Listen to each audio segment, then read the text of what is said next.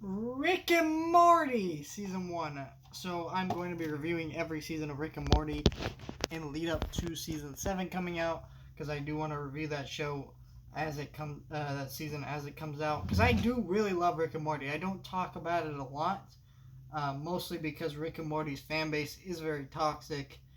Also, I just haven't really had a reason to talk about it till now. And yeah, I am really, really excited to talk about Rick and Morty. This season is my least favorite. I think there are some standout concepts and episodes in this season. Some of my all-time favorites are in this season and in the next season. But it also feels to me that Rick and Morty season 1 is very rough around the edges, especially that first episode. What a terrible episode. The first season is just rough. A lot of the voice acting and characteristics aren't as strong as they come to be later, but it doesn't really detract from anything.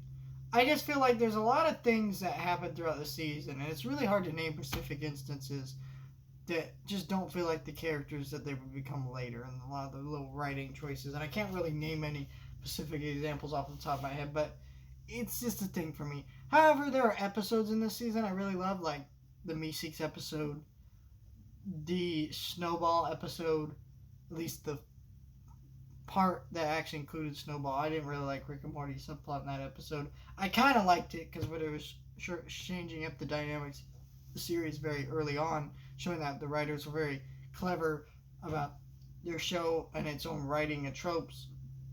But still, there was that. I liked the TV episode. I liked the Love Potion episode.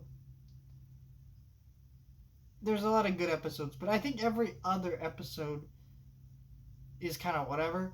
I also didn't like how much these writers relied on movie tropes and like parodies that weren't necessarily like bad or anything, but they felt very just like, okay, we're doing Jurassic Park, but in the body, I guess, and it didn't really have that much fun or life to it for me. I didn't really enjoy that concept, but that was just me.